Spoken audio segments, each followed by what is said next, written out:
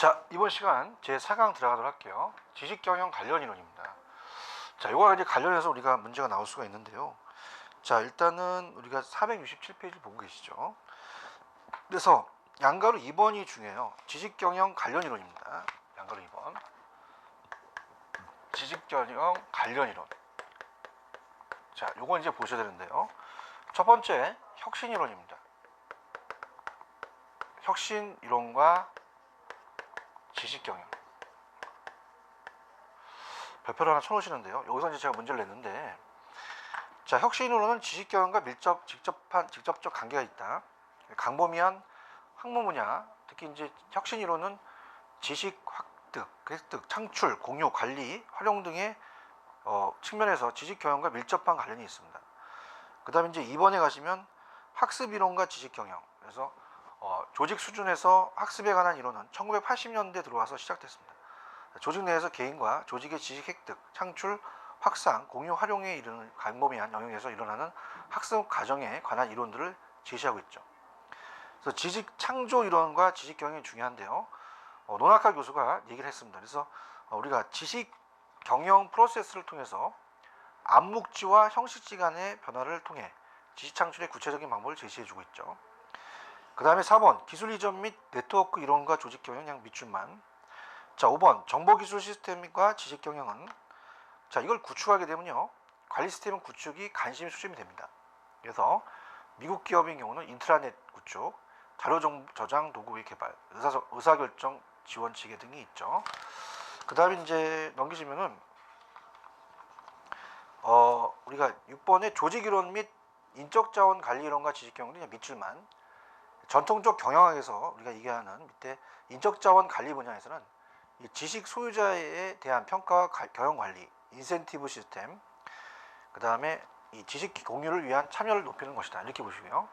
자, 이 분야에 대한 연구는 이제 비전, 리더십, 그 다음에 조직 구조, 조직 문화, 교육 훈련, 경력 관리, 전문의의 동기 유발, 그 다음에 인센티브 시스템 등이 지식 경영 프로세스에 미치는 영향에 대한 많은 시사점을 제시해주고요. 자, 지적 자원 이론과 지식 경영. 지적 자원 이론이 지식 경영에 영향을 준다는 거죠. 자, 그래서 문제를 한번 풀어볼게요, 여러분들. 우리가 좀 전에 나와 있는 문제를 한번 우리 교재로 가서 풀어보도록 하겠습니다. 618페이지입니다. 618페이지를 보시면 5번 문제로 한번 가볼게요. 자, 갑니다. 618, 5번. 가시면, 자, 다음 지식경영에 관련된 설명으로 가장 옳지 않는 거 4번. 자, 좀 전에 어떻게 했어요? 혁신이론은 지식경영과는 간접적인 관계를 지니고 있다? 아니죠. 직접적인 관계죠. 그래서 우리가 여기 틀었죠. 그 정답은 4번이 정답이다. 이렇게 보시면 됩니다. 됐습니다. 그렇게 보시고요. 또 이제 우리가 넘겨보시면은 468에 어때요? 우리가 지식경영 이론이라는 게 이제 나올 수 있어요. 문제를 내봤는데 전략 이론이라는 게 있습니다. 전략 이론은 이제 자원 이전 이론, 자원 기반 이론, 지식 기반 이론, 상호 보완성 이론, 상황 이론 이런 것들. 그러니까 전략이라는 게 자원이 많이 들어가죠. 그죠? 전략. 그래서 이제 전략이라는 것은 우리가 어떻습니까? 자원이라는 게 많이 들어간다. 지식, 그죠? 이런 것들. 그래서 이제 자원은 이제 지읒 들어가니까 이런 것들. 그 다음에 상호 보완. 상호 보완성, 그 다음에 상황 이론, 이런 게 들어가죠. 근데 이제 우리가 사회는 어떻게, 사회는 무조건 사회자가 들어갑니다. 사회.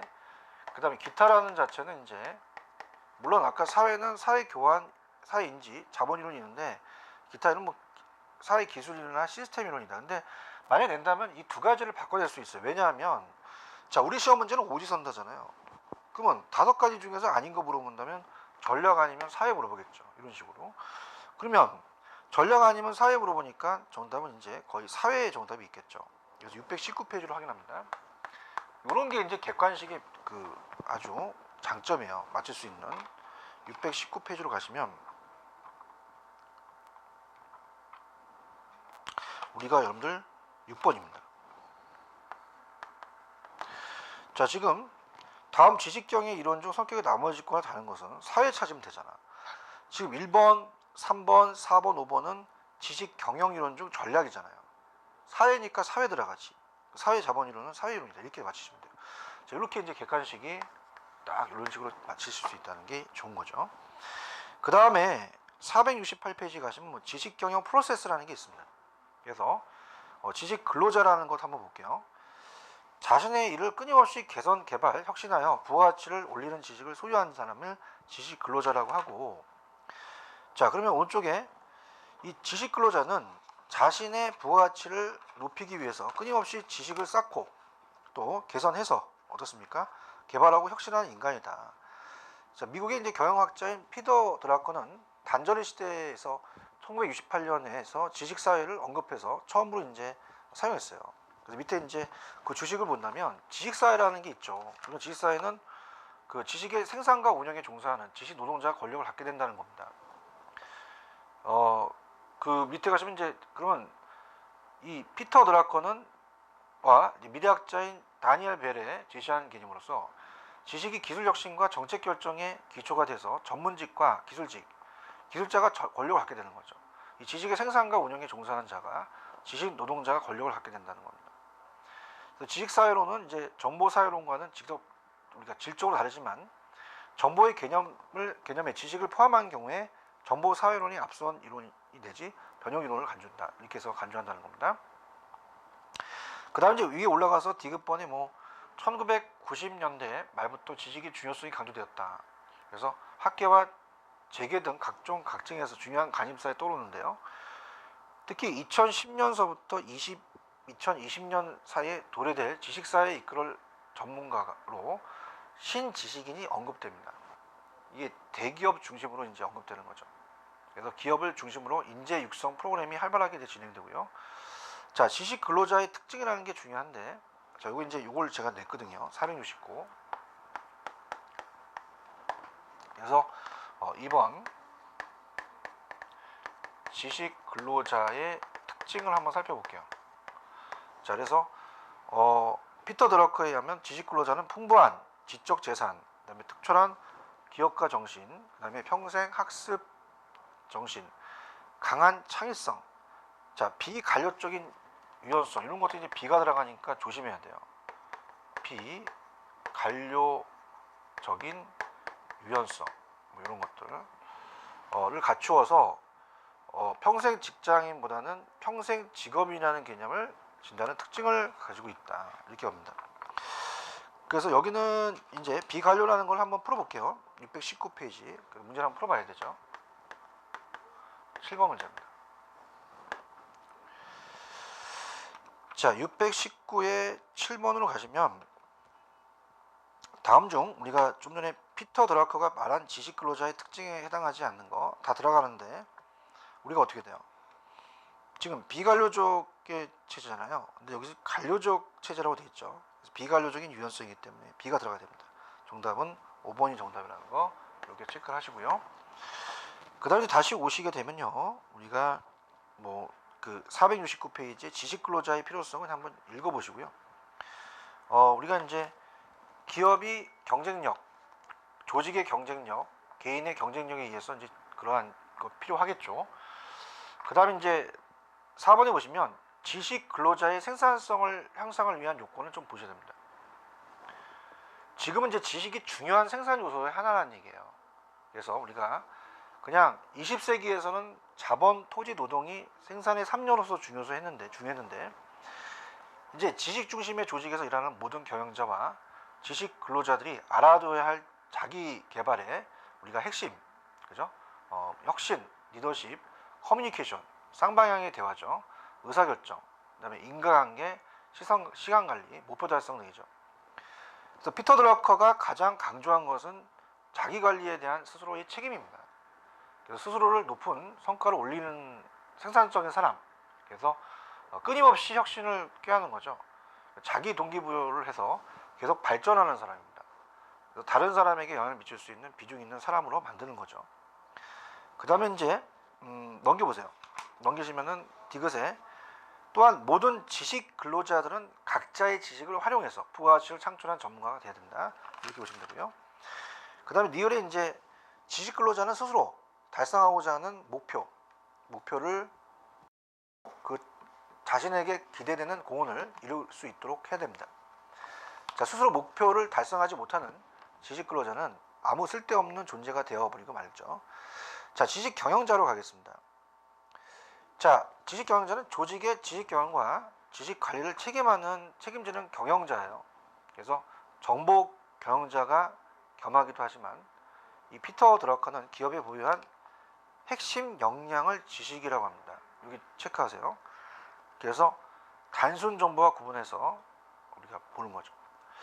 그 다음에 지식 경영자에 대한 역할은, 이 지식 경영자는 기업과 그 구성원들에게 새로운 지식을 전달하고 분배해서 지식을 기업 경영에 효율적으로 활용하게 하는 방법입니다. 그래서 학습을 장려해서 조직의 경쟁력을 근본적으로 늘리고 전략적 비전을 제시하는 거죠. 그 다음에 지식 경영과 지식 관리를 총지휘하는 고급 임원으로 조직 내부 구성원들이 보유한 전문 지식을 발굴하고 효과적으로 활용해야 됩니다. 또 지식 경영을 위한 지식 공유 시스템의 기반을 구축하고 사내 지식 활용을 위한 지식 문화 조성 등의 업무를 또 총괄 지휘된다. 이렇게 보시면 되고요.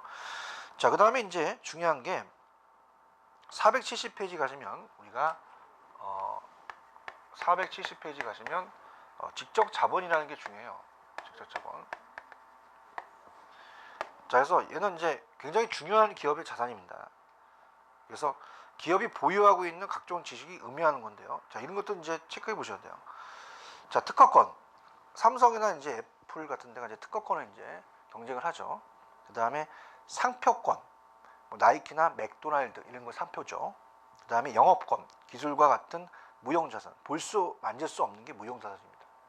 그래서 무형자산을 운용하는 뭐 연구개발력, 조직원의 창의력, 노하우, 경영진의 관리 능력, 회사의 이미지 등을 포괄하는 개념이 지적 자본이라는 거 꼭 여러분이 체크를 해 놓으시고요. 자, 지적 자본은 이제 기계 설비, 공장 등과 달리 회계 장부에 기재되지 않는 비재무적 자본이라는 것도 체크하셔야 됩니다. 그래서 두 번째, 눈에 보이는 것이 아니기 때문에 그래요. 무형이란 말이에요. 무형. 자, 무형이라는 것은 형태가 없다는 얘기죠. 그래서 안 보인다는 거죠. 그래서 기업 경영에 반영하기가 어렵다.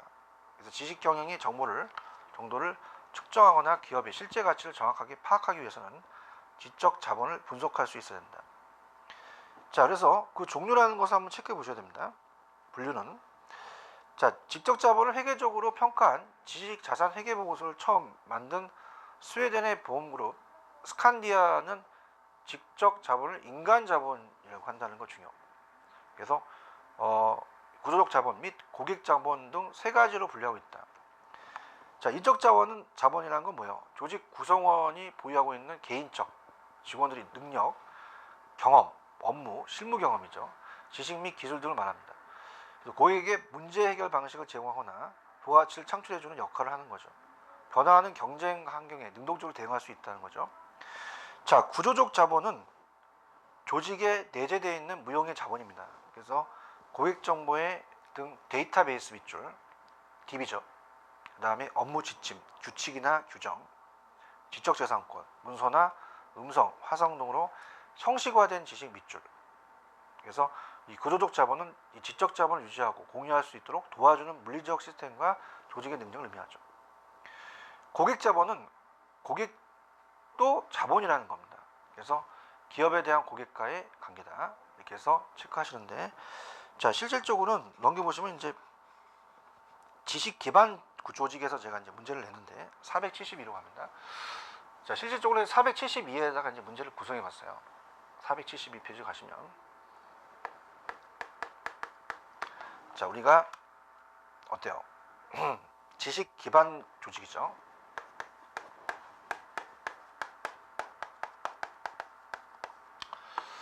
자, 피터 드러커에 의하면 지식 기반 조직은 지식과 정보의 활용을 강조하는 조직이다. 그래서 지식 기반 조직은 모든 구성원들로 하여금 개인적인 목표와 조직 목표를 성취하는 데 필요한 지식과 기술을 찾아내어 활용할 수 있도록 보장된 것이다. 이렇게 돼 있죠. 그래서 조직만이 아닙니다. 개인적인 목표와 조직 목표를 성취하는 거야. 그럼 요거 한번 우리 문제를 한번 볼게요. 자, 620페이지 가셔서 이렇게 낼 수 있단 말이에요. 우리가 9번으로 한번 가볼게요. 바로 문제를 풀어보는 게 좋습니다. 자, 620페이지 9번입니다. 620페이지 9번으로 가시면, 자, 다음 지식 기반 조직에 관한 설명 중 옳지 않은 것은, 자, 지식 기반 조직의 경우는 구성원들로 하여금 조직의 목표만이 아니에요. 그래서 개인의 목표 및 조직 목표라고 같이 들어가겠죠. 그래서 그 성취를 하는 데 있어서 우리가 필요한 지식 및 기술을 찾아낸 활용 가능하도록 보장한 조직이다. 이렇게 가졌어야죠. 그죠? 그래서 그렇게 보시면 되고, 그 다음에 이제 그 2번이죠. 우리가 472페이지 가시면 2번에 지식 기반 조직의 조건을 한번 볼게요. 자, 어떻습니까? 우리가 그 지식 기반 조직의 조건은 어때요? 이 구성원들 간의 통일적이고 구체적인 행동을 유발하는 명확한 공동 목표를 가지고 있다. 그 다음에 조직의 리더는 구성원 개개인의 역할이 발휘될 수 있도록 독려해야 되죠. 유도해야 된다. 그렇게 보시면 되고요. 그 다음에 우리가 그 하부 조직 단위의 업무 목표와 실적이 전체 조직의 목표로 환류라는 것은 피드백. 그래서 필요한 정보와 지식 그리고 경험이 조직 내에서 공유될 수 있는 탄력적이고 개방적인 조직이어야 된다. 이렇게 보시고요. 그 다음에 이제 3번의 조직 기반 조직의 특징을 제가 문제를 또 냈습니다. 일반적으로 지식 기반 조직은 지식의 창출, 공유, 확산, 학습 활용이 이제 활발히 이루어져야 되는데요. 조직이 가장 중요하고 가치 있는 자산은 자본이 아니라 지식이라고 해야 됩니다. 그 지식이 조직의 경쟁력과 생산성을 결정할 가장 중요한 요인으로 인식된다. 그러니까 지식의 창출과 개발을 장려해서 이러한 지식을 보다 축적하고 전파하기 위해서 노력해야 된다는 겁니다. 그래서 이게 중요한 거죠. 그래서 620페이지 가시면 10번 문제를 한번 볼게요. 620페이지 갑니다. 자, 620으로 가시면 10번 문제입니다. 다음 중 지식 기반 조직 특징에 대한 설명 중 가장 적절하지 않는 것은 조직의 가장 중요하고 가치 있는 자산은 자본이 아니라 지식입니다. 그래서 이거 틀었죠, 그죠? 이렇게 보시면 되고요. 그다음 다시 472페이지 가셔서 어떻습니까? 이제 기업번 같이 갔죠. 님번. 그럼 복잡한 그 조직 환경과의 활발한 상호작용을 통해서 개방성과 유연성이라는 것 박스. 그래서 환경이 불확실한데도 이에 대응해서 새로운 지식을 찾아내고 개발하는 능력을 가져야 됩니다. 그 다음에 디귿. 조직 내의 지식의 공유와 활용을 장려 보장해야 돼. 다양한 공식적, 비공식적 의사소통망을 구비해서 조직 내의 지식과 정보의 창출과 흐름이 원활하게 이루어져야 되죠. 그래서 모든 구성원들이 지식을 창출할 수 있는 자율성과 권한을 보여야 됩니다. 그래서 구성원들이 자발적으로 스스로 주체적으로 당면 과제를 분석해서 우리가 해결하도록 우리가 하고 적극적인 참여와 실행을 통해서 지속적인 학습과 지식을 창출할 수 있어야 된다. 그래서 자, 공식적과 비공식적이라는 디귿의 말은 뭐냐면요. 게시판이나 이제 비공식적 모임 같은 걸 얘기를 하죠. 이렇게 보시면 되고요. 그 다음에 473페이지 가시면 뭐 조직 문화와 지식 문화인데, 자, 조직 문화는 그냥 밑줄만, 조직 구성원 모두가 함께 가지고 있는 가치와 신념, 규범과 전통, 지식과 이념, 습관과 기술 모두를 포괄할 적인 총체적인 개념이에요. 이 조직 문화를 기업 문화라고도 불립니다. 그 조직 문화의 개념은 이제 1980년대부터 조직 이론에 도입돼서 조직 개발과 혁신에 응용됩니다. 1980년대에 출간되어 세계적인 베스트셀러가 된 피터스와 워터맨, 이 초우량 기업의 조건과 그래서 문화와 관련된 경영 기법이 우수성이 강조된 이유. 문화는 이 경영 관리 중요한 변수로 인식됩니다. 기업 문화가 이 경영 기법의 문화가 중요한 것으로 언급되는 거죠.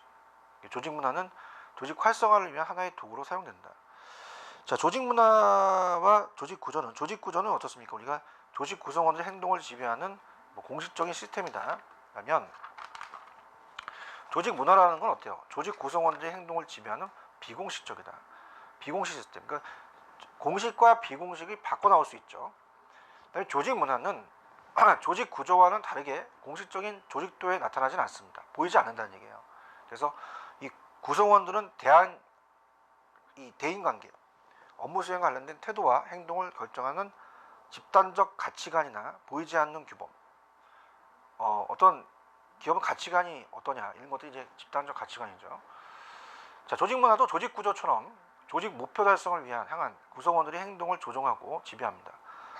사람으로 말하면 이제 조직 구조가 육체라면 조직 문화는 정신이 되겠죠. 자, 조직 문화가 중요한 이유는 그냥 밑줄만. 조직 문화는 조직의 공식적, 비공식적 운영 과정에 광범위하게 영향을 미칠 수 있다. 그래서 기억, 조직 문화는 이 독자성을 확립하게 해준다. 그 다음 니은, 기업의 역사와 현재 접근 방법을 이해한다. 그 다음에 디귿, 조직 구성원의 조직에서 일체감을 마련해주고, 자, 리을에 보시면 조직이 기대한 행동 지침을 제공한다. 이렇게 보시고요. 그 다음에 미음, 종업원들로 하여금 경영 철학과 가치관에 투입할 수 있게 하고, 비읍번에 가시면 이 개인 이익, 조직의 이익, 기업의 이익, 개인 이익보다는 더 큰 무엇에 대한 몰입에 유발하게 촉진하고요. 조직 문화는 부단한 혁신, 끊임없이 이 전쟁이 또 필요하죠. 혁신과 전쟁. 그 다음에 조직 문화는 조직 전체에 커다란 영향을 미치며 조직의 선패가 좌우된다는 겁니다. 성공이냐 실패냐. 그 다음 지식 문화라는 게 있는데 밑줄만 밑에 니은에 보시면 디지털 테크놀로지는 현대 문화의 지형을 새롭게 만들어가는 있다. 이 지식이 또 예외는 아닙니다. 그러니까 디지털 시대를 맞아서 지식의 생산 유통, 우리가 소비 과정은 토마스 콘의 용어인 패러다임의 전환이라는 걸 할 만큼 기존 패러다임과 질적으로 다른 모습을 보여주고 있죠. 자, 패러다임에 대한 전환은 지식의 구조, 지식의 유통, 지식의 주체라는 세 가지 영역을 중심으로 합니다. 그 다음에 이제 거기 보시면 이제 밑에 지식 패러다임에 대해서는 그냥 어떻게 돼요? 구 패러다임에서 신 패러다임은 아날로그에서 디지털, 독창적 완결에서 재조합, 구성은 지식 구조가. 그 다음에 텍스트는 서명 텍스트에서 하이퍼 텍스트. 지식의 유통은 이제 분배가 독점에서 어떻습니까? 무정부주의. 그다음에 범위는 국지적에서 지구적. 그죠? 국지적은 어느 지역만 국한됐는데 전체 지구를 커버하는 거죠. 자, 그 다음에 그 가치는 생산물에서 과정과 속도, 어떤 프로세스 과정과 속도가 중요하죠. 지능은 이제 개체 지능에서 집합 지능, 그 다음에 지식의 주체에서 역사성은 기억에서 망각, 패러다임 자체가 끊임없이 변하기 때문에 그렇습니다. 이렇게 보시면 되고요. 그 다음에 이제 우리가 그 475페이지가 이제 출제 빈도가 있습니다. 475페이지 가시면 별표를 하나 쳐놓으세요. 475페이지. 자, 그래서 우리가 지식 경영 프로세스입니다. 지식 변화 과정에서 지식의 유형이 중요한데요. 자, 마이클 폴라니가 한번 시험에 출제가 된 적이 있었어요. 지식 경영과 관련해서 지식을 혁신지와 암묵지로 구분한다. 자, 우리가 형식지죠, 형식지. 형식지는 시업 답안에 옮긴 지식처럼 언어나 기호, 부호로 표현될 수 있는 지식입니다. 표현 가능한 지식이죠. 교과서에서 배우는 지식이 대표적입니다. 반면 암묵지는 어떻습니까? 기호로 표시되기 어렵고 주로 사람이나 조직에 체계화되어 있는 지식을 말한다. 그래서 암묵지는 체계된 어떤 인지적, 시스템적, 문화적 이런 게 있겠죠. 그래서 체화된 인지적, 시스템, 문화적이 있다. 이 정도만. 자, 그러면 우리가 넘기시면은 지식의 변환 과정은 어떻게 돼요? 우리가 지식은 변환 과정은 아래 그림에서처럼 암묵지와 형식지로 서로 변화되는 과정입니다. 즉, 이 암묵지가 그 어때요? 암묵지로, 형식지가 형식지로, 그리고 암묵지가 형식지로, 형식지가 암묵지로 변화된다는 거죠. 그래서 지식 변환 양식이 중요한데요. 사회화, 외제화, 종합화, 내재화의 과정을 거치는데 구체적이 된다. 그래서 요거 이제 좀 별표를 쳐놔볼게요. 우리가 지식 변환 양식입니다. 그래서 476페이지 요거는 좀 필기해 볼게요.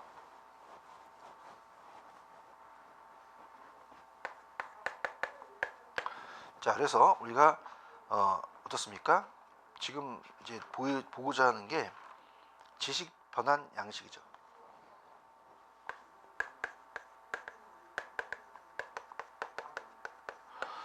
자, 첫 번째는 이제 사회화라는 게 있습니다. 자, 책 읽다 보겠지만 뭐 감정적 지식. 자, 이거는 이제 애정이나 신뢰. 그 다음에 신체적 지식. 제스처 같은 거죠. 그다음에 활력적. 열정이나 긴장 같은 겁니다. 열정이나 긴장. 그 다음에 율동적 지식. 즉흥성이죠. 이런 것들. 그 다음에 이제 외재화가 있어요. 사회화, 외재화. 자, 사회화, 외재화인데 틀리겠죠. 자, 확인한 다음에 이제 내용을 보겠습니다. 자, 암묵지에서 형식지로 표현하는 거죠. 그래서 우리가 특히 이제 개념지, 그래서 브랜드 이미지라든지,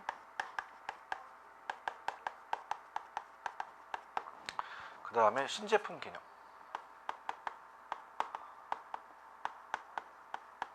그 다음에 디자인 기술서, 이런 것들 되겠고, 자, 종합화라는 것은 말 그대로 짬뽕이잖아요, 그죠? 그래서 이거는 개인, 조직의 형식지가 합쳐지는 겁니다. 개인, 그 다음에 조직이 형식지가 합쳐서.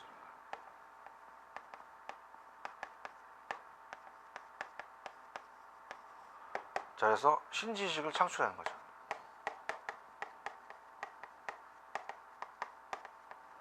이렇게. 그래서 이제 시스템지가 돼서, 시스템화되는 건 이제 종합 판단이죠. 제품의 사양서,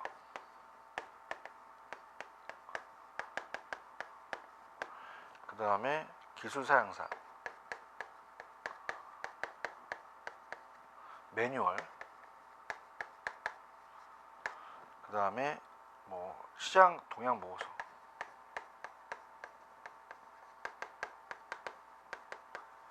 이런 게 되고요. 자, 내재화 시킵니다. 내재화. 내재화라는 것은 외재화의 반대죠. 그래서 이제 반대로 형식지를 암묵지로 이렇게 하는 거죠. 그래서 우리가 뭐 일상지, 그래서 문화, 그 다음에 노하우,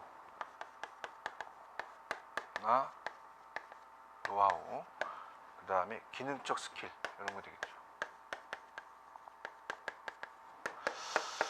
자, 체크해 볼게요. 그래서 이제 지금 책이 보시면은, 자, 사회화입니다. 사회화는 뭐 경험을 우리가 통해서 말로 설명하기 어려운 지식을 생각해서 공유하는 과정이다. 이 과정을 통해서 창출되는 지식은 뭐 아까 상황지, 공감지, 애정, 신뢰와 같은 감정적 지식, 제스처 같은 신체적 지식, 열정, 긴장 같은 활력적 지식, 즉흥성 같은 율동의 지식. 자, 외재화예요. 외재화는 암묵지를 형식주로 표출합니다. 그래서 언어, 부호, 기호로 표현할 수 없는 거, 이런 것들. 이 과정을 통해서 창출되는 지식은 개념지로 기업의 브랜드 이미지, 신제품 개념, 디자인 기술서, 종합화는 개인과 집단이 각각의 형식지를 합치는 거죠. 새로운 지식을 창출합니다. 그래서 시스템지로 제품 사양서, 기술 사양서, 매뉴얼, 시장 동향 보고서. 자, 내재화입니다. 형식지가 암묵지로 이렇게 되는 거죠.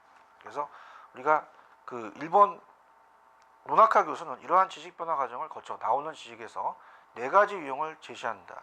그래서 4가지 유형의 지식 중 행동론적 지식 경영 접근은 상황지, 개념지, 일상지이며 시스템지만이 시스템적 접근에 해당한다. 그래서 뭐 나와 있는 박스 그냥 참고만. 상황지는 이제 공감지는 이제 암묵지로 감정적, 지식적, 율동적이고, 개념지는 외재화 과정을 통해서 창출된 형식주로 우리가 브랜드 이미지, 신제품 개념, 디자인 기술서, 시스템즈는 경험화, 종업화 과정을 통해서 창출된 형식주로 제품 프로토타입, 그다음에 제품 사양서, 매뉴얼, 특허 등이 되겠고요. 일상지는 내재화 과정을 거쳐 창출된 암묵주로 문화, 노하우, 기능적 스킬이 됩니다. 자, 4강은 여기까지 하고요. 자, 다음 시간은 지식경영 프로세스로 제 5강 들어가도록 하죠. 자, 좀만 쉬었다 가겠습니다.